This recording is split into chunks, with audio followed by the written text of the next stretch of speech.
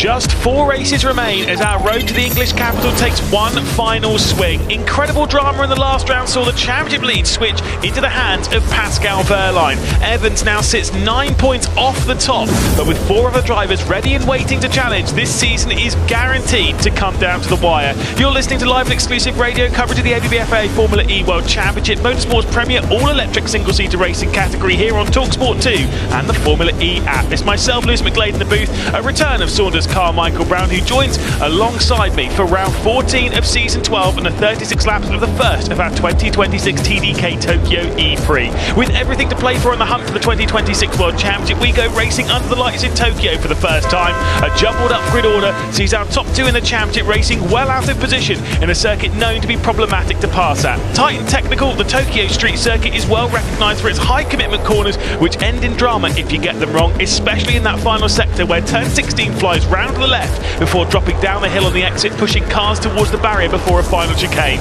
A pit stop is required in this race, so drivers and teams will need to time it perfectly to move forward, but leave it too late and you risk being caught up by a safety car, which is a high probability around this Tokyo circuit. With qualifying complete though, let's talk you through the starting grid from back to front. It's Felipe Drugovich, who didn't qualify, starting from last position alongside Zane Maloney, had a 20-place grid penalty for the Lola Yamaha app team. No points from Shanghai for Pepe Marti, we're starting from 18th. It was a dramatic victory from Lucas de Grassi last time out, he'll be starting from 17th. The driver who was leading the championship going into Shanghai, Mitch Evans, will start from 16th position. Oliver Rowland will start from 15th alongside his first time, not starting from pole position around here. Sebastian Buemi starts an all-in-vision row 7. Joel Eriksson got his first podium last time out in a race he feels he should have won. Nick de Vries will start from 12th position, who's never scored on the streets of Tokyo. Norman Nato will start alongside. It's his best starting position since the Monaco E-Prix. He'll start from 11th position. Inside the top 10, it's Max Gunther, who's the 2024 Tokyo E-Prix winner. He'll be starting alongside Pascal Wehrlein, who's the championship leader from 9th. 8th position has only 1 point score in the last 6 races. That's Nick Cassidy alongside his teammate John-Eric Byrne, who had a podium back in Shanghai. Dan Tickton's had only 1 point score since Madrid, which was in March. He had a double point score, of course, at Monaco, but that was from pole position and not from the race. He'll be starting from 6th alongside Taylor Barnard, who's had his 8th time reaching the duels, but he's still got no podium this season. Nico Muller crashed in the semi-finals. He was starting from 4th position with Antonio Felix da Costa. It's his highest ever Tokyo start. He'll start from 3rd position. Edo Mortara didn't score in the 3 races that we've had in China, and he's never started outside of the top 5 here, but he's never finished in it around the Tokyo Street Circuit.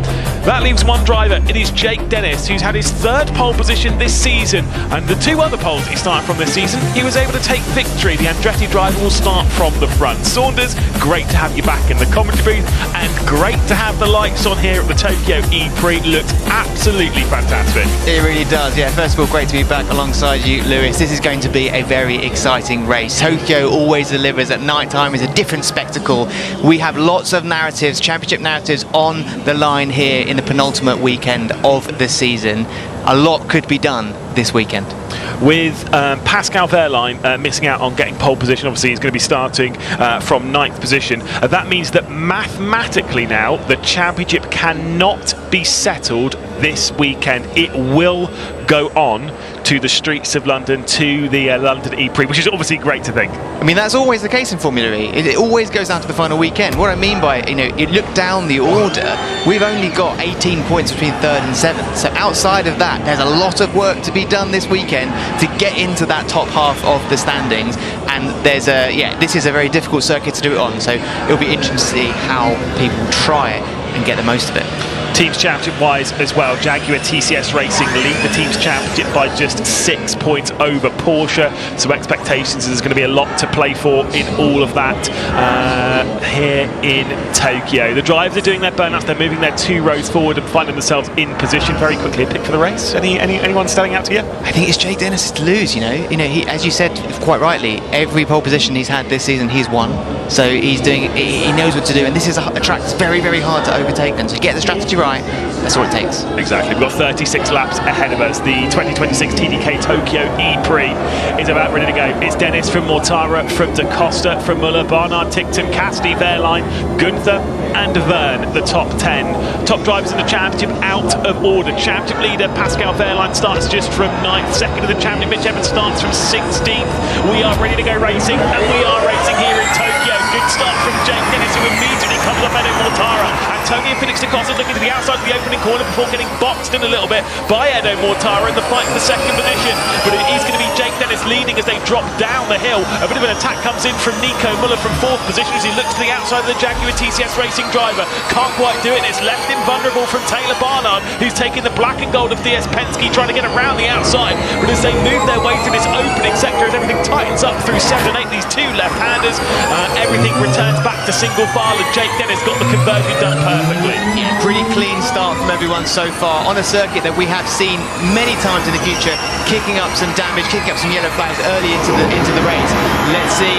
Oh, we get a little bit of caution. There's a problem for Nico Muller. There is definitely a problem for Nico Muller. He's dropped back behind Taylor Barnard, and he's dropping down the order. I wonder if he might well have a puncture on the rear of his car. Maybe there was some contact or something in the opening stage. They have had that car repaired after he clattered the barrier in qualifying, going through the far chicane at 10 and 11. But I wonder if something's not quite right on Nico Muller's car, who's now dropped basically to the back of the field. That is not good news for Porsche at all, especially with multiple fights going into the final weekend of the season, final 2 weekends of the season, both in the teams, drivers and the manufacturers championship. But Jake Dennis doing things pretty well at the moment. Got Eduardo Mortara, who's just been on a different level of form this season, as has Mahindra as a team, would you say? Yeah, I mean, look, he's very much in championship contention. Is Edo Mortara a little bit further behind, but he needs to work his way forward. 2 cars have come in the pit lane, 3 cars technically have come in the pit lane. Nico Muller and Nick De Vries. Nico Muller, we said, was dropping down the order. Nick De Vries from Mahindra has come in. They've also been joined by Zane Maloney, who has a 10-second stop and go penalty because he had a 20-place grid job that he wasn't able to do the entirety of. So he has returned to pit lane to do a stop and go. Be back out circuit. Not sure as to what's happened here with Nico Muller. He was on the outside. He had Taylor Barnard behind him. He went to the outside of Antonio Felix da Costa and then clipped Antonio Felix da Costa, and it's broken his front wing. And I think that's where Nick De Vries potentially got a puncture from. Yeah, I think you've called that quite well. That's annoying to see it so early in the race as well. And like I said before, very, very disappointing for attack by Porsche. One thing to mention so far is Mitch Evans, a quick Muller radio. Let's see if we can hear more. The suspension is broken. Where am I supposed to go, man? He got squeezed a little bit, fair enough. He's not very happy with that. One thing I was just about to say is Mitch Evans, obviously sitting second in the championship at the moment, moved up 4 places since the start so far. He's got his work cut out, currently sitting in 12th. But yeah, this is a big weekend for him to show whether he's got the minerals to actually do it this time and win the championship rather than just be the bridesmaid. Yeah, indeed. he has led the championship, but has a bit of work to do to return to the top lot of the championship. Pascal Wehrlein, championship leader, has gone from 9th to 7th on the opening couple of laps. We have completed 2 laps here, 34 left to go. It is Jake Dennis leading from Mortara, from Da Costa, from Barnard, from Tickton, Cassidy, Wehrlein, Gunther, Nato and Verne. You're quite right, Mitch Evans, championship protagonist, in 12th position. Ollie Rowe, another championship protagonist, he's in 14th. So we'll try and keep an eye on all of those as this race progresses. It is one big train with no gaps larger than the second in the top 11. The largest gap is actually Evans to Verne, where it's 1.8 seconds for the Jaguar TCS Racing driver to catch the back of the Citroen. Yeah, the strategy is kind of unfolding now as they try to understand about when it comes to the targets they have to set for themselves for each race and each lap, the amount of energy they can consume per lap to understand how far they can go into the race before they need to start changing the way they're driving. And of course we have the pit boost to contend with this weekend or today as well, and then how they use that one activation, 6-minute activation of attack mode in what potentially in combination with that, or do they leave it to the end like we've seen in previous races? It's a lot of strategy, and that's not even talking about time pressures as well when it comes to the difference of racing in the day and the night here in Tokyo. You did join us a few weeks ago when we had the Shanghai E-Prix tyre pressures, which was all the talk because of who was starting on dry pressures, who was starting on wet pressures. It is fully dry around the Tokyo street circuit as Norman Nato was trying to get to the outside of Max Gunther, and he drove into the back of Pascal Wehrlein. Did Norman Nato, champion, right into the back of him. Thankfully, Pascal Wehrlein's car's relatively speaking all right, at least from what we were seeing there, but it did take quite a large hit there, did Fairline's Porsche. The Porsche's being banged around this race so far, Lewis. They're not having a great time. No, they are not. That is not ideal. It is still Jake Dennis, though, leading. 5-second time penalty just gone away of Sebastian Buemi, who actually found himself ahead of Mitch Evans. He's up to 12th position, but he'll be dropping down the order with a 5-second time penalty for a collision on the opening lap. Jake Dennis, though, is leading in the in that new livery for the Andretti team. Looks fantastic. If you've ever watched Too Fast, Too Furious, and you remember that that R34 Skyline from the start of the film that Paul Walker's character was driving. Yes, that livery on a Formula E car actually looked fantastic. It does look very good. Maybe give them a little extra performance and speed. I know Jake Dennis is a big fan of it as well. Ultimately getting pole position and now leading the race. So it's working so well so far, that livery. Yeah, indeed. 32 left to go. Everything's pretty calm, relatively speaking, here in Tokyo, but it is tight. There is very, very small gaps up and down the order. Here's Jake Dennis on the radio, race leader. It's tasty, mate. Keep it up. Keep it up. Tasty, I guess, being a bit of an analysis of his strategy going to plan so far from his engineer on the radio there. Jake Dennis finds himself in an interesting position because so much in Formula E, leading is almost a detriment to your chances of winning the race, you know, when it comes to the end, because so much happens with energy strategy and you really don't want to be that one dictating the pace and having to push maybe more than you'd be comfortable with throughout the race. But here, it's a different story. There's a combination of three things. We have the fact that it's hard to overtake, so you can almost dictate the pace to the one you want and keep people behind. There's the fact that we have the pit boost coming in later, and then we have the attack mode on top of that. So these three key bits of strategy in a race like we have today in the nighttime in Tokyo is what makes the difference. And I think the fact that overtaking is difficult really means you can dictate a little bit more from the front. Yeah, and obviously those that are up the order, so like I say, you've got Jake Dennis there, you've got Edek Mortara direct behind, you've got Antonio Felix da Costa in third position. Antonio Felix da Costa obviously a two-time race winner this season, both in the second race of Jeddah and of course in that unbelievable Cooper Raval. Move around the outside there, I think. Indeed, Taylor Barnard's trying to get it here, right? Antonio Felix da Costa. As Taylor Barnard will try and do it, he's now trying to do the double. He's got past and up into third position as Taylor Barnard getting past da Costa, who's trying to attack Edek Mortara, but couldn't quite do it. Antonio Felix da Costa drops down to fourth position, Taylor Barnard up to third. I was going to say, how aggressive do you think Antonio Felix da Costa is going to get this afternoon? He was looking very close to the back of the Mahindra, but didn't complete the move, and in doing so, he got past himself. There's really not a great deal of room to make these overtakes stick, so it does look a bit more aggressive than perhaps we always see this early in a race pace, because when it comes into these important strategies later in the race, the pit boost, the attack mode, it really is about track position. You want to be playing into those gaps, so you have to create those gaps or be in the opportunity to make the most of them if they come your way. That's not even talking about any stoppage, of which we have seen a lot in the past, albeit yes with a little bit of bad weather in Tokyo. Here's Jake Dennis radio. Pace up 10 question. So that was Sean McGill asking the question to Jake Dennis, asking about how hard he was pushing. So I'm assuming saying lower means that he's not pushing particularly hard at the moment. I actually think he's talking about the overall pace of the race there. He's saying, is it going to how we expected it? Are we pushing as much as we thought, or are we saving more than we have to? And he's saying, based on what's behind him, the pace overall is a bit slower, which means that they're saving more energy. So that might mean that there's a bit more of a desire to push more later on in the race and use that extra energy that they'll get in the pit boost in the later stages, which maybe thinks that they feel like overtaking is more possible than they've let out. Yeah, maybe. I mean, Edek Mortara is not that far off the back of race leader Jake Dennis, as we'll be completing 7 laps very shortly. Jake Dennis is still your race leader from Edek Mortara. Now Taylor Barnard into the podium position. We've seen him up there before. Here's Dennis again on the radio. So we've got the same energy as the top 12, same energy. It's only P13 backwards and super save. We're 1% more at the moment. They keep it up. So saying the numbers were coming in, they look all right there for a race leader. Yes, Jake Dennis, an engineer, seems very comfortable with the strategy they have in terms of their energy consumption per lap, which is a good place to be, because if you know you're doing that bit, it's just one of 3 things now. You've got to get the pit boost strategy right, you've got to get the attack mode strategy right, and then as long as you are in the position that you've set yourself in, which Jake Dennis is doing very well at the moment, being level on energy, then you just have to have a bit of good luck come your way to make that all come into fruition and finish the race where he started. Degrassi for 13th position has just got past Mitch Evans, who's dropping back down a little bit now to 14th for the Jaguar TCS Racing driver. Not looking great for him so far this afternoon. 7 laps complete, 29 left to go in the TDK Tokyo E-Prix. It's Jake Dennis leading from Elo Mortara. Taylor Barnard in 3rd position with Antonio Felix da Costa. Then it's Tictum, Cassidy, Fairline, Gunther, Nato and Ericsson. Here's Tictum on the radio. Okay, Dan, if it keeps like this, happy to make any efficient moves, otherwise keep sailing. Looking after tires.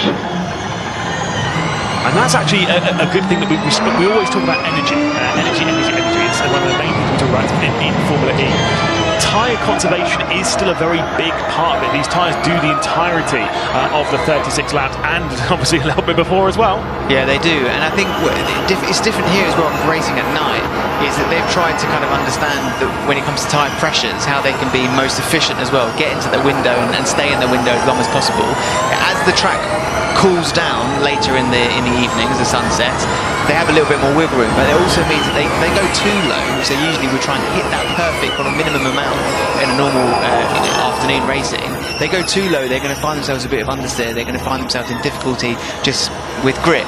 So getting that right and also not leaving yourself with too much degradation towards the end, it's a fine balance, and that's just one of the many different efficiency strategies in Formula E. Okay, da Costa starting to deploy slightly less than us. That was to Taylor Barnard, and he is absolutely right. They are on, at the moment, the top 3 are on 77% energy left, 76 now for Jake Dennis.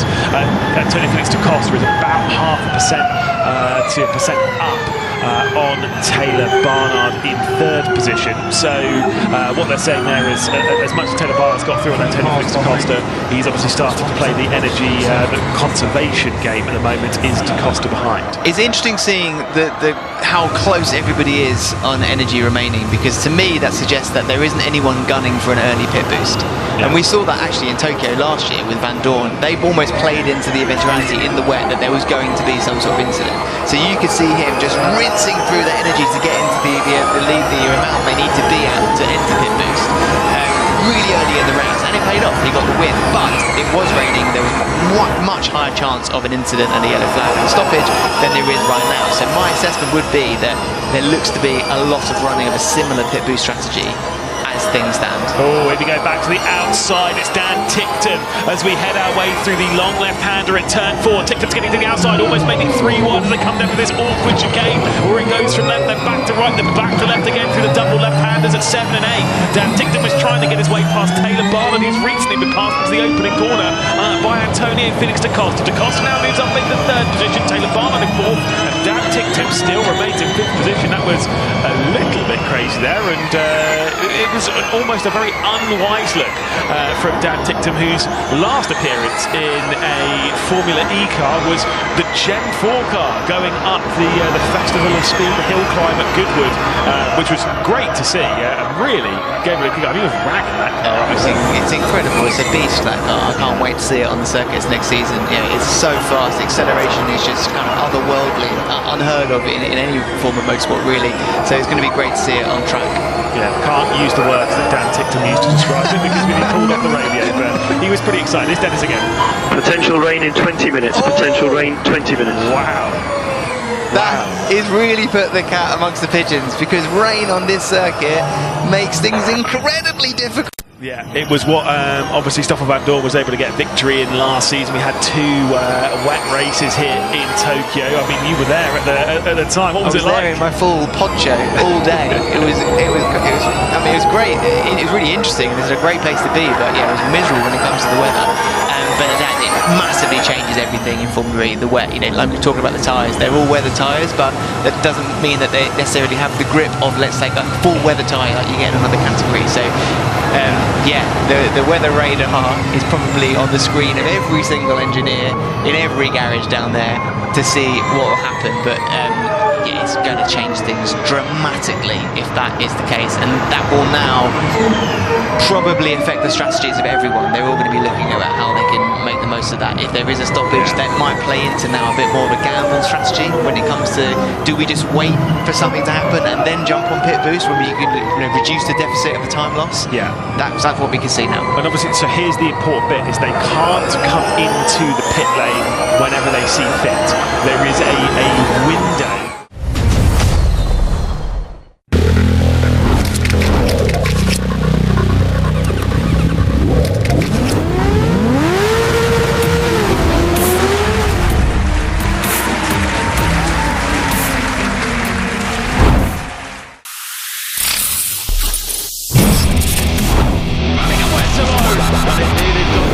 Intervention. Boy has a goal, and he gets his new nation into this qualifier. Blocked, follow up in, Declan Rice. Inside 13 minutes. Asian Championship Hyundai Cup 2026 live di iNews Premium Sport. As to which they can come into the pit lane once they've used 40% of energy. Yes. So they can't just go, oh, well, I actually want to get the pit boost out of the way now. You have to wait until you have 60% of the energy left. We're not a million miles away from that being on the table. But in that, like, you're absolutely right. I'd be sat there behind the wheel now thinking, I actually kind of want to use a bit more energy now to try and work, especially on further down the order, to work my way through, because you don't use as much energy when it's wet anyway. But then also, I would expect there to be a safety car later on in this race, though. If Yeah, that's the case. 100%. I would say you've hit the nail on the head. They would probably be looking to use a bit more energy now, get into that window earlier, and just be ready to react. Yeah. But crucially, you can't use that pit boost under a red flag. Right. So it's about getting that timing perfect, and it almost will be as soon as things getting a little bit loose with the rain, it'll be right. Are we in the window? Get it done. Get it done now, and hope something happens. It worked out perfectly for Van Dorn, who won the race in the first round in Tokyo last year from 14th on the grid. So a really big climb. It shows you how effective that gamble strategy, just waiting for something to happen, can be when it pays off. 67% of energy left for our race leader. 12 laps complete, 13 now on the line, 25 left to go. And a couple of penalties have been dished out. Sebastian Buemi got one on the opening lap after driving into the back of the number 21 of Nick de Vries, which is what caused Nick de Vries to come into the pit lane. Also, Norman Nato has got a penalty, a 5-second penalty for driving into the back of Pascal Wehrlein. Sebastian Buemi and Nato then in 10th and 12th position, those two that have picked those up. We are 12 laps complete. Jake Dennis is the leader, Mortara, Da Costa, Taylor Barnard, Tickton, Cassidy, Wehrlein, then Gunther, Verne and Nato. Into attack mode though comes Sebastian Buemi from outside the top 10, so I think he's going to finish his attack mode, then come into the pit lane, and rain also sits on the horizon here. Well, this is going to get very fascinating very quickly, I think. That's really interesting to see Buemi in attack mode now, because if you think, yes, the rain makes it incredibly hard to drive, but what's going to be very helpful is all-wheel drive in the rain. So if it does rain and Buemi is the only driver that doesn't have any attack mode, he's only going one way. Yeah, it's backwards. And that's backwards. Yeah. So it's a bit of a gamble. Let's see. They might be wrong about the prediction of rain. It might not come. It might come later in the race. Who knows? Buemi now has his work cut out to try and get up into as high as he can in a circuit that is quite difficult to overtake in. It's not like you can make 2 and 3, 4 or 5 positions in a lap like you can in other circuits. He's going to have to work hard to use that extra power to see how high he can get up there. I mean, he's just put the fastest lap in, so the pace is there. Maybe he activated with a little bit of a gap and was getting the full use of it. Yeah, it was a second faster than Jake Dennis, our race leader, but now he's then come straight into the traffic, and now it's going to be much harder for him to work his way through. Alternate thought, is this how they're using extra energy to get into the window? Yeah. So they can come into the pit lane. There is that. Obviously, the higher energy mode, you're using more energy. Obviously, just to hammer home a couple of points there, when you go into it, normally when you're driving the car, I'll come to Taylor Barnard first. Could be. So I think it's getting to the point where it's quite difficult for us to overtake as well. It's only going to be virtual overtakes from now, unless Dennis really backs it up. And virtual overtakes is classifying that as when you go into attack mode and more. So normally when they're driving, it's 300 kilowatts of power, all just rear-wheel drive. When they go into attack mode, it's 350 kilowatts of power, and that's all-wheel drive. Also, one other thing to note, if you are joining us here for Formula E, maybe it's your first time joining the ABFA Formula E World Championship, we only have one compound of tyre. They won't come into the pit lane to change when it rains. It is an all-weather compound here that we are provided by Hankook. So There is no requirement to pit when it rains. The pit stops we are talking about is about the mandatory requirement of a pit boost where they get plugged in, they get 10% extra energy that they can use over the final portion of the race. So a few things to talk about on that, but it's why you wouldn't, at this point, if it was Formula 1, you'd be thinking, well, we're not going to pit until it rains because then you only want to pit once. Whereas now you want to pit before it rains so that you're done with that. It's very interesting. I'm now thinking the Sebastian Buemi Envision strategy, if it rains when they expect, might be a stroke of genius. Yeah. Because he's managed to climb himself up to 6th position with still 3 minutes of this extra power from attack mode there to be used. If he gets into this window, it's 59% versus Dan Ticktum-Mehen is 61%. So he's 3% less. He's in the window now effectively. So let's see how early they pit boost. I think if the rain comes and Sebastian Buemi goes in, it could be the most masterful undercut we might see. If yes, others might have the all-wheel drive and the extra power later in the race, but are the conditions going to allow them to use it? I mean, potentially. I mean, I will say one thing that we have seen is he has used his attack mode really well because he's got up now into 5th position. He's got past Dan Ticktum. He's right on the rear end of Taylor Barnard. He's got Antonio Felix da Costa and Eden Mortara. He started attacking for the race leader. Noticed a bit of defence coming in from Jake Dennis. Up to 4th position comes Sebastian Buemi. He's moving his way forward, 1 position at a time. We're approaching halfway. 15 laps left. 15 laps complete. 21 left to go into attack mode. No one else is going to join. Sebastian Buemi still sticking with him. He looks to the outside and gets his way into 3rd position. Around the outside of da Costa he goes. Next one to get it down over Mortara, and then he'll have the race ahead. He's still got 2 minutes left to go of his attack mode. He's got plenty of time to find his way not only into the race lead but also into the distance. Now he'll stay out on the circuit for the next couple of laps anyway and try and build that margin as best as he can, because obviously he's using the next 1 minute and 44 seconds of attack. He might as well try and clear off into the distance if he can get through. But interestingly, did Mortara there. If he does manage to get this done and get into, he's in the window now, but if he is the first to get into pit lane for pit boost, where he comes out is going to be so crucial because he doesn't have that use of attack mode to use later to try and make up positions. I mean, the fact he's made up 11 positions in attack mode, or since the start of the race at least, is incredibly good going from the Swiss drivers. So let's see what he can do. Can he make a few more positions up in his last minute and 10 seconds of attack mode? And then I imagine it's going to be looking very, very close. Rain starting to fall, so we stay as we are, That's Jake Dennis, team radio there. Rain is starting to fall. Let's see if this big gamble of strategy has paid off for Envision, or whether he could be a sitting duck later in the race. Well, Sebastian Buemi still doesn't get through. From the helicopters that were around the Tokyo E-Prix, there are some raindrops on the lens, and rain is definitely falling here. One interesting thing I will note is that I've not had the graphic that's told us that the pit window's open. Despite, I did check the official document. It does say the pit boost window is between 60% state of charge and 40% state of charge. So the pit window should be open. Maybe it's just not up from race control yet. Now finally got that updated that Sebastian Buemi and Jake Dennis can both enter the pit lane. So I think they might have adjusted to 54% down to the weather or something in that vein. Sebastian Buemi, by the way, has worked his way forward all the way through it. Obviously he's got a 5-second post-race time limit which he'll serve in the pit stop, and he does also have damage to the front wing as well.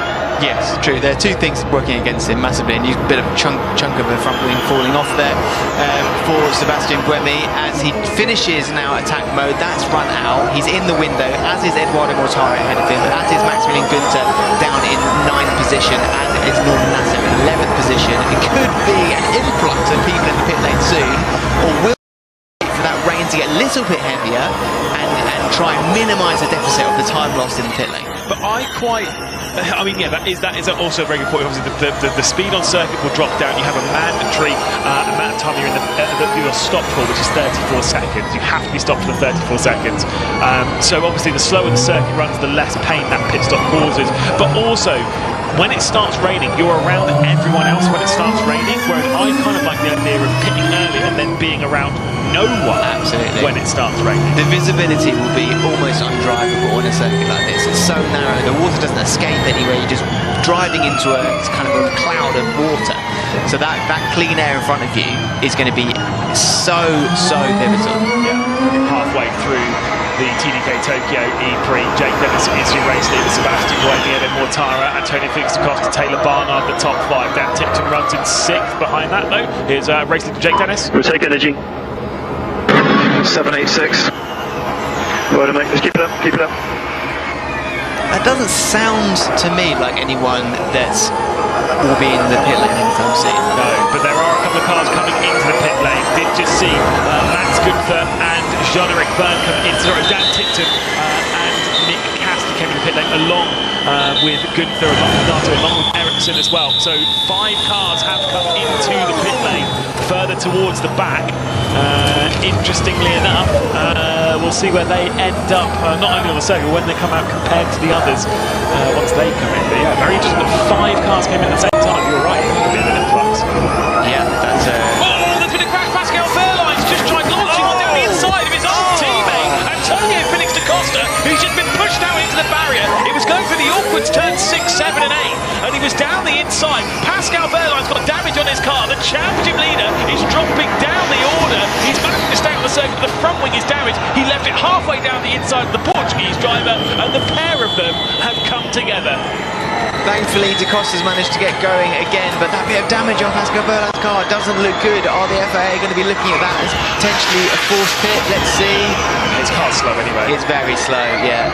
He's got Mitch Evans, the driver second in the championship, looking to the outside of him. This is further down the order. It's for 7th position. 8th is the one that Mitch Evans sits in, going up towards turn 16, where Evans crashed a couple of years ago. Finds his way down the inside and gets past Pascal Wehrlein, who's surely got to come into the pit lane this time, not only to pick Mitch Evans, also comes in. Evans and Wehrlein both into the pit lane. A hugely dramatic 19th lap here with the TDK Tokyo E-Prix. Evans crucially managed to make the position up as well just before getting into the pit lane, as Jake Dennis just puts in the fastest lap. Yeah, he's pushing now. I think this is now the push pre-pit boost. Yeah, he has now got a 3-second lead over Sebastian Buemi. Incredible stuff as they plug in the cars. Pascal Wehrlein's car has been plugged in, but they've not changed the front wing. I think they'll have to do that once. They can't do that whilst the car is plugged in. No one can touch the car whilst it is plugged in. So once it's plugged in, once it's taken out and then the 34 seconds is done, then they can change the front wing should they wish to do so. Yeah, exactly that. Very difficult times and nervy times. I've got to say, for Pascal Wehrlein, I think it was too risky for him looking down the inside. It was a really tight corner that he was trying to look down the inside, and I think he was close to breaking the suspension of the car anyway. Here's Jake Dennis again on the radio. Pull the trigger now, mate, pull the trigger. And he has, very much so. They've not repaired the front wing on Pascal Wehrlein's car. Back out the circuit comes the Porsche driver. The suspension looks alright, but then he was going slow before the pit stop anyway. I wouldn't be surprised if Pascal Wehrlein scores 0 points in this afternoon. Yeah, that is just playing massively into Mitch Evans' hands there, isn't it? You know, we said actually before the race started, it'll be very interesting to see if Pascal can get some good points or whether he does leave without points. I mean, still a bit of... Yeah, it doesn't look good, does it, that front wing? He's just going to be a sitting duck.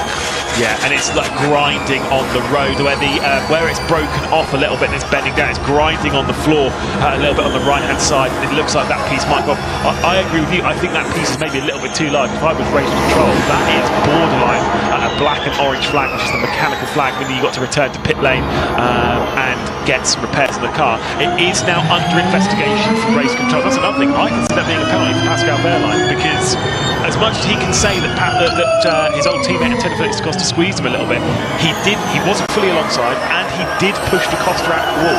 Yeah, I mean, if things could very quickly get from bad to worse for Pascal Wehrlein and for Porsche. Dan Ticktum into attack mode, or he's got 3 minutes left, 3 minutes 30 left of attack mode. He's just put the fastest lap in. That's the point I was trying to make there. Yeah. And obviously he has done his pit boost. Wehrlein's back into the pit lane. Pascal Wehrlein back into the pit lane. Jake Dennis back on the radio. Right, he's going to undercut us, that's for sure. He's in attack. I interrupted him there, but he is talking about Dan Ticktum there, because the Gemini assistant just popped up and actually said that where Dennis' pace was, he wasn't going to be coming out ahead of Ticktum, so it would have been the perfect strategy of pit boost to overcut. But then Ticktum goes into attack mode, starts by putting in fastest laps, making up positions. He might not now have done enough, and Ticktum might come past the pit lane ahead of Dennis as he comes out of pit boost. This is the test to whether the Andretti strategy has worked. Yeah, indeed. And like I said, a few drivers that are way up and down the order. Edo Mortara down in 14th position now. Post pit stop, rolling out of pit lane then. Comes the previous race leader. Comes Jake Dennis across the line. It is going to be Dan Tickton provisionally taking over then what will become the race lead. Past Jake Dennis he goes. Will Jake Dennis come out alongside Taylor Barnard or maybe even ahead? Nico Muller's also in there as well. It will be Dan Tickton then leading the group. Nick De Vries has done a great job to work his way up now to 7th position short, but that is second of those that have pitted. Yeah, that's really good work from them. That's good call from the strategy. Dennis now has his work cut out. He has got that attack mode left, I believe. Yes. Pascal Wehrlein just seeing another replay of how he squeezed the barrier, and then, I mean, to be fair, okay, I will say from the replay that we've just seen, I think it would be harsh if he got a penalty for that, as Antonio Felix da Costa was there, squeezed him into the barrier. Wehrlein wasn't fully alongside, fair enough, but he did get squeezed into the barrier, and then kind of got locked with each other, and then da Costa went into the wall. I mean, you could almost argue it's a race against two drivers playing a very silly game, but I will say Pascal Wehrlein, who's back into the pit lanes, will not, absolutely not, be scoring points here this afternoon, and he's out of the race. He could well be losing the championship lead here, depending on what happens with Mitch Evans. Yeah, I think that's a high likelihood. I think also some of these corners are barely 2 cars width apart. You can't be making like that into corners. It's just only going to go one way, and that's happened. Sebastian Buemi leads the race currently. Was that a stroke of genius? Potentially. Still a long way to go. We'll talk about it in 14 laps time, shall we? So I will say, a few drivers to talk about. Edo Mortara's well out of position now. Well, it's not well out of position. He's actually not as far back as I thought. Taylor Barnard, though, is well out of position because he was in the fight for the podium. He's now down in 16th position behind Vern Cassidy, Gunther. Like, he's dropped right the way down the order, and I'm not fully sure what's happened to the DS Penske man, if I'm honest. Out of the car climbs championship leader Pascal Wehrlein. At the moment, he would still hang on to the championship lead, but it could well be cut down, not necessarily by Mitch Evans, but this could allow your likes of your Jake Dennis's, your Edo Mortaras, your Antonio Felix da Costas to really throw themselves back up into the championship contention. Absolutely. I mean, any good performance from anyone in that top 5, or top 7 really, goes a long way into the final weekend of the season. Yeah, a few drivers in the running of those that have not come in to complete their pit boost. Nick De Vries, Nico Muller and Zane Maloney, who are running in 8th, 11th and 12th. They've done a pit stop, obviously that was right at the start of the race, but they've not completed their pit boost. And the top 5 of the race being Buemi, Di Grassi, Roland Marti and da Costa are also yet to do their pit stops. Dan Tickton is the lead driver of those that have been in the pit lane, but he's being caught by Edo Mortara, who is in attack mode. And now just looking down at Jake Dennis in 9th position, sitting behind the 2 Mahindras and Nick De Vries and Eduardo Mortara. Nick De Vries does still have the pit boost still to do, like you said. I can't imagine there's anyone he would like to be behind of once that happens, less than Eduardo Mortara, who's just been on incredibly good form when it comes to pace here in Tokyo, and started the race alongside Jake Dennis. The only thing going for Jake is he still has that attack mode to use at the end of the race. Yeah, I think he might wait until De Vries has got out of his way to do it. Yeah. Maybe once they've Dan Tickton a little bit. By the way, Dan Tickton leads Edo Mortara by 7 seconds. Last time the time was up, so it's down to 6 now. But I will say, if you want to talk about masterclass on strategy, so far Cooper Kiro and Dan Tickton have played an incredible game on strategy. He is 2% down on energy compared to 2.5% down on energy compared to Mortara and Dennis behind. Anyway, that gap will close up and will be pretty close towards the end. The fact is, he has track position. Yeah, exactly that. Exactly that. There'll be a lot more movement now. Yeah, there certainly will be. A few cars coming out of the pit lane. Your likes of Zane Maloney. So there was one of the envisions of Ericsson that was down the inside of Cassidy in the fight for 7th. There was Cassidy actually working his way forward, who is in attack mode. Once all cars have been in the pit lane, I'll remind you of the order. At the moment, Dan Tickton is the leader of those who have been into the pit lane and completed their pit stop.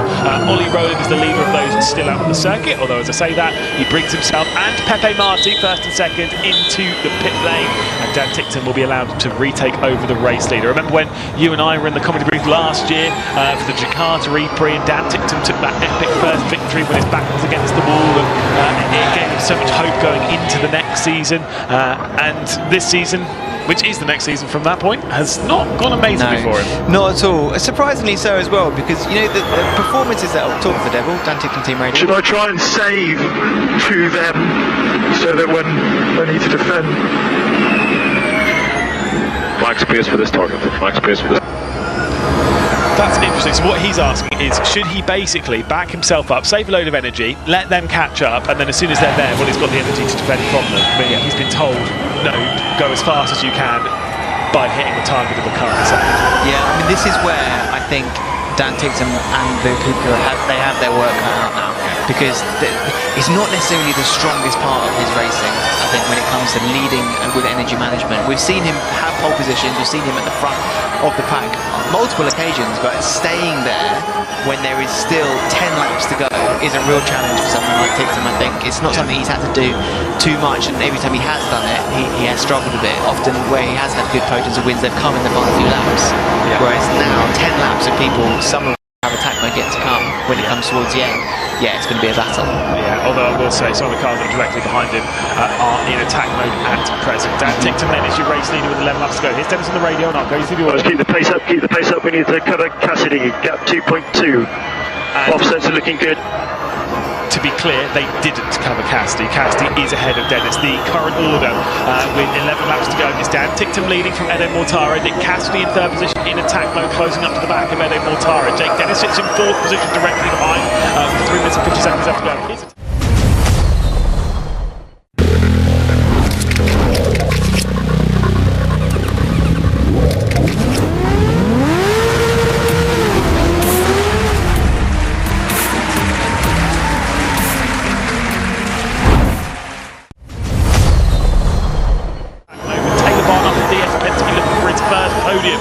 In the black and gold of DS Penske. John-Eric Verne sits in 6th position with Ericsson, then it's Gunther, Evans and Roland, the top 10.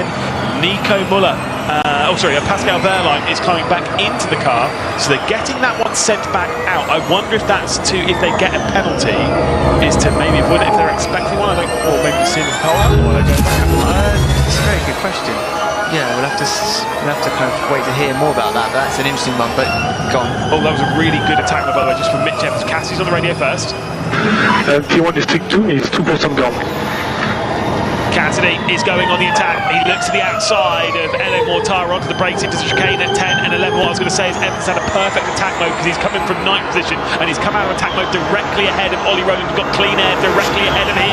Now Cassidy's going back on the attack. 2nd position at the moment. He's got 20 seconds left to go of attack mode and time is ticking away. Can he find his way through? Up towards the left-hander at turn 16. Nick Cassidy will fire Citroen through into 2nd position. They've still got 3.3 seconds to catch to Dan Tickton, but they have the pace on him at the moment as Nick Cassidy will find his way through into 2nd position. Just in the nick of time before that attack mode runs out. Great work, Nick Cassidy.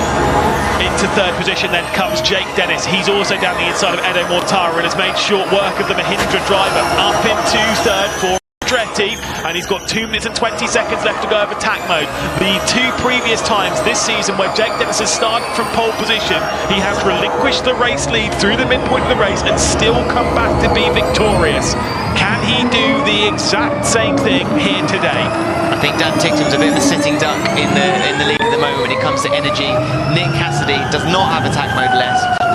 Jake Dennis is hunting with just under 2 minutes of attack mode left. This could be very spicy towards the end of this race, Lewis. Yeah, neither of them are going to want to give up anything. Jake Dennis has gone very defensive going into the 10-11 chicane as he finds his way past 8. Defensive was actually quite aggressive there as he's up in the 2nd position. Cassidy's is behind, 2.6 seconds between Tickton and Dennis. Taylor Barnard has 20 seconds left to go of his attack mode as he's right on the rear end of the Mahindra now for 4th position. The Mahindra Edo Mortara defends, then it's Taylor Barnard to the outside, up towards turn 16, the left hand they go, and through and into 4th place comes the DS Penske, and he's 1 position away from getting his first podium for DS Penske. Can he find that here this afternoon? The rain has not quite hit the circuit as we were expecting, Saunders. The teams were panicking, but at the moment I think it's maybe a little bit greasy at worst. Definitely is nowhere near wet. Yeah, I mean, also I think potentially maybe the Mahindra is set up for it to be a bit wetter than it is, because even yes, with attack mode and normal drive, let's go Dan Tickton radio quickly. How much is Cassidy up? around 1%. Now Dennis behind in attack, 1 minute 40 remaining. It's our main threat. Yes, that was about a minute ago, that message, but just to go back to Mortara, it's that people seemingly passing him quite easily in attack mode, where others are able to put up a bit more of a fight. Just wonder if his setup is truly optimal for the current conditions they're racing in, and not being wet. Well, we're going to get a switch for the race lead soon, surely. Maybe up towards 16 again. Ticton will defend as they go into turn 15 and then out onto the stretch towards 16. It's a much better exit from Jake Dennis. He's pulled himself alongside, and the Andretti man is up to the race lead once again. It's Dan Ticton down into second. It is Jake Dennis for Andretti, your race leader. Nick Cassidy and Taylor Barnard behind. I mean, the work is certainly not done. Cooper Kiro aiming at least for a podium here this afternoon, and they'll have 7 laps left to go to hang on. Jake Dennis is your race leader from Ticton. Then it's Cassidy, Taylor Barnard, Edo Mortara, John-Eric Byrne, Evans, Roland, Ericsson, and Gunther, the top 10.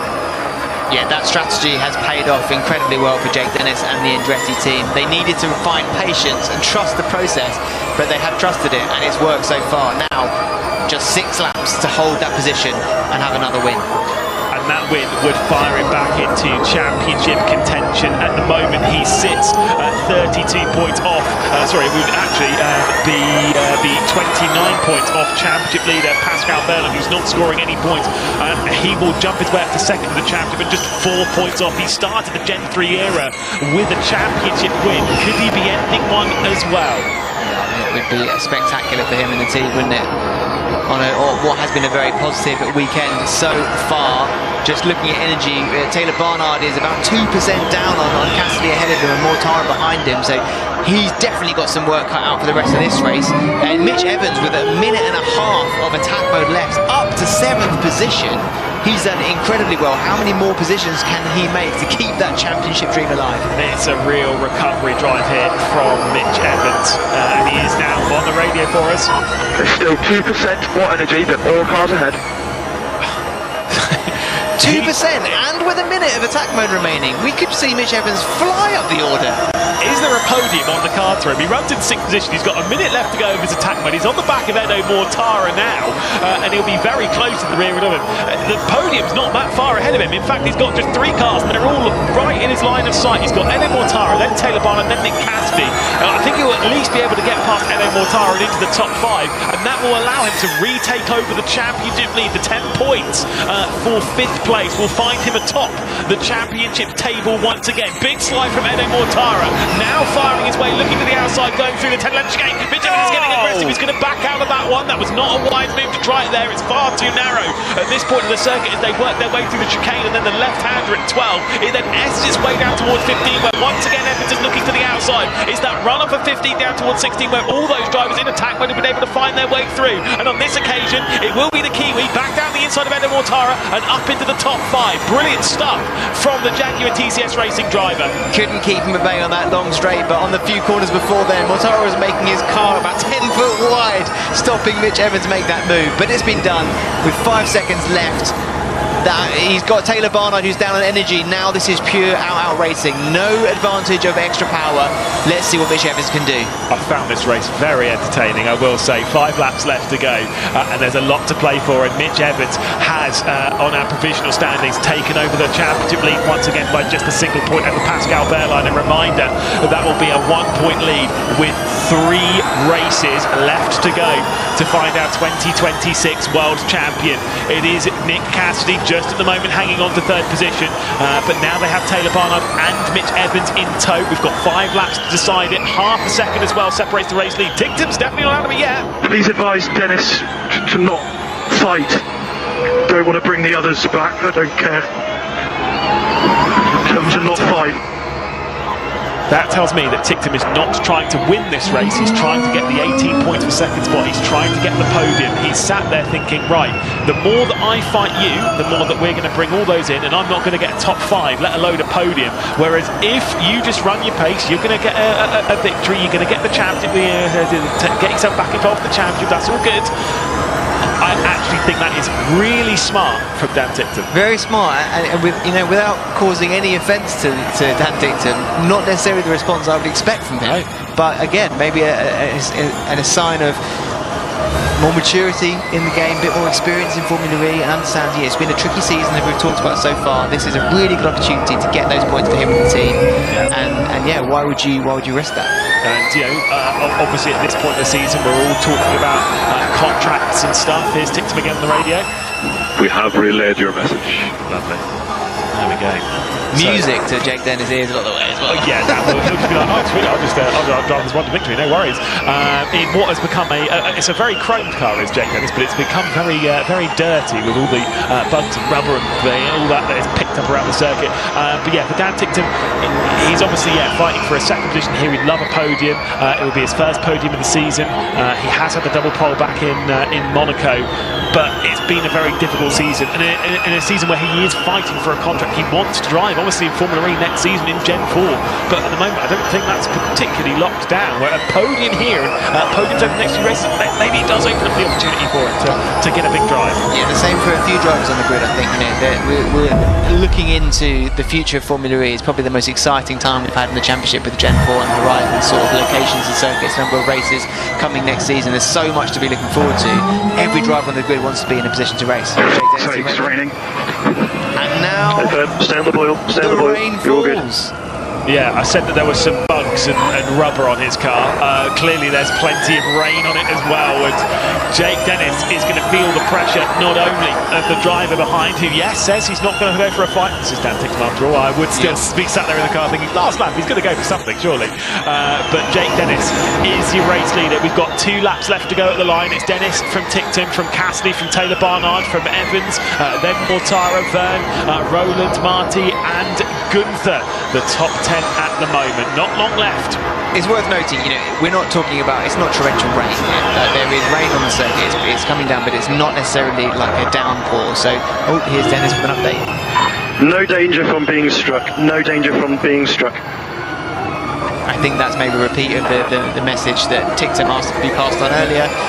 But yes, looking now, if there is rain, it does affect the stability of the cars. We do have a little bit of a grip issue. I'm looking at those who have a decent amount of attack mode left. De Grazzi has 1 minute 22. De Costa has 2.5 minutes left.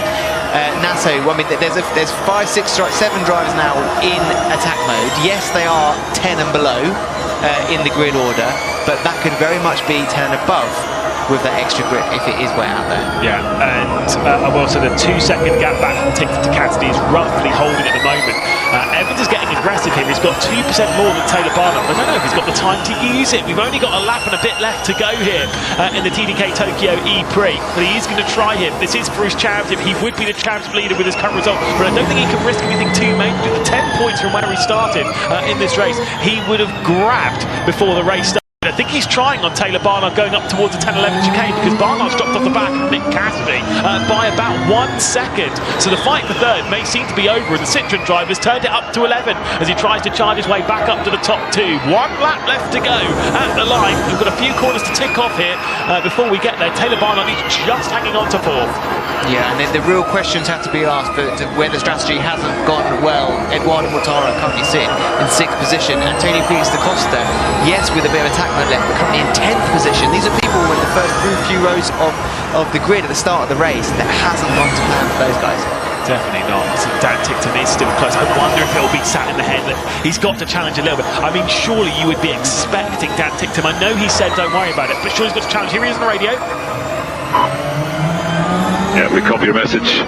But yeah, we've relayed the position hold, only if there's a big mistake. So he's there basically saying they'll sit for second unless there is a massive mistake from Dennis. Yeah, of course. Yeah, which you're not going to just stop the car, are you? Because if someone's been down in front of you, you will try and maximise that gain. But Cassidy comes behind now. It's getting a little bit closer. The gap has definitely got has decreased in the last few laps.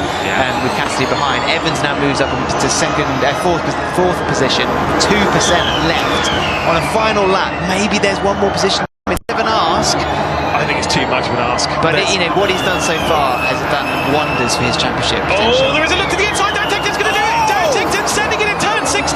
Dan Tictum has made the move for Cupra Kira to take over the race lead. He was waiting till the last moment, and the Cupra Kira man has hit the front. We come through the final chicane, and Dan Tictum, out of absolutely nowhere, will steal victory away from Jake Dennis, who has to set up a second. It's Nick Cassidy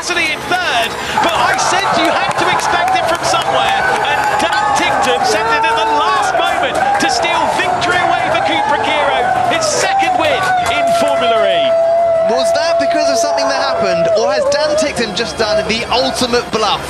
That is a bluff. Surely that's a bluff.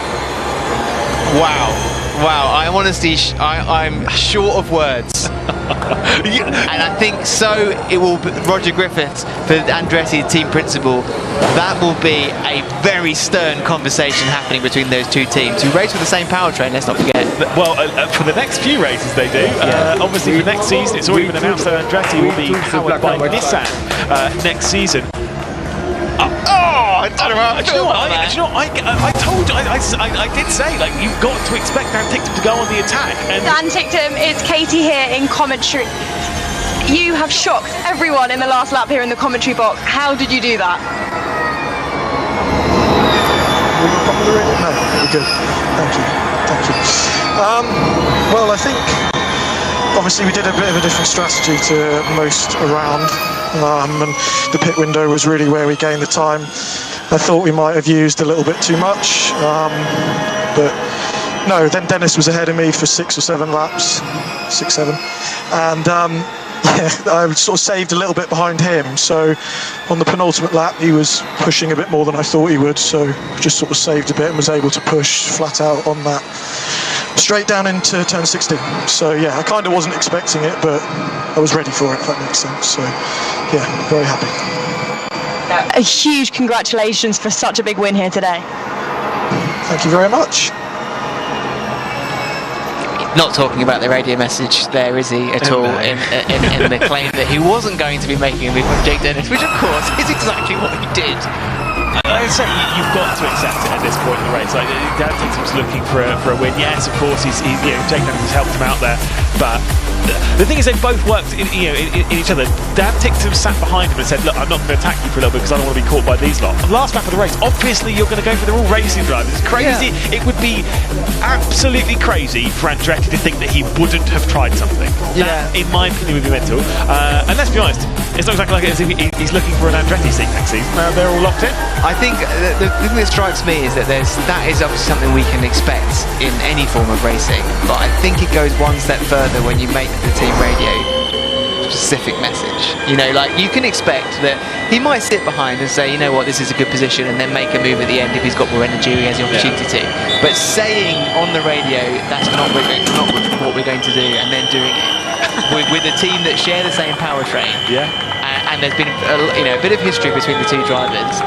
It's going to be interesting. I mean, we're seeing on the pictures now that there's no hard feelings from Jake Dennis. He's a racer. He probably would do the same thing in the situation on track, but would he do it on the radio? Whatever. At least we got good points, boys. Car was at the end, but it's what it is. Had a pretty good car 70% of the race. And I've got to say about that, it was actually quite impressive from Dan Ticktum when he got overtaken for the race. Obviously post pit stop, fair enough. He got caught by them, still worked his way. He still kept himself right on the rear end race leader, Jacob. And that's the important bit. He got 26 points as well for the victory. He also got the fastest lap in that race as well. It's one that won't be the most popular victory, especially if you're an Andretti fan. But I get it. It's the most on brand. That's one thing we can definitely agree with. It's the most on brand for Dan Ticktum, and I think credit where it's due, because you've got to be in the position to make the most of it, like you say. And that's exactly what he did. It was a good strategy from him and the team to make the most of that pit boost, that early pit window, then using the attack mode perfectly to complement it. And we're seeing on screen there's smiles between Dennis and Ticktum. It's all within good faith. It's just another little extra sprinkle of drama that we like to see in Formula E, especially on a penultimate weekend of the season. 10th different win in 14 races this season. We will be staying, by the way, for interviews with our top 3. Very quickly touch on Nick Cassidy there, Citroën getting a podium on what is a very difficult weekend for the team after team manager Cyril Blyce passed away. Absolutely. Obviously very difficult. I'm sure it'll be a very emotional podium for the team. Yeah, I would think so. I think it'll be very emotional scenes there, and credit Cassidy and the rest of the team as well to move up from 8th position onto the podium in what has been not just a difficult weekend, a difficult week for the team, but and Taylor Barnard. Lucas de Grassi in 11th position with Joel Eriksson in 12th, Felipe Drigovic in 13th, Sebastian Buemi in 14th. Then it is Gunther, Nato, De Vries, Muller and Maloney. The big drama and the big talking point here is that Pascal Wehrlein will retire from the race and will lose the championship lead by 3 points. And at this point as well, if you're Jake Dennis, yes, you want to win, you want to get the most amount of points, but in terms of the championship order, that he has ticked all the boxes there. He's outscored everybody ahead of him going into the final weekend of the season in London. A race that Dennis has traditionally done pretty well at, but then so has Evans and Pascal Wehrlein. I kind of stopped my chain of thoughts that they get to that. It's going to be very interesting going into that last weekend, that is for sure. But for today, it is a credit to Tickton and the team for achieving the win. Yeah, and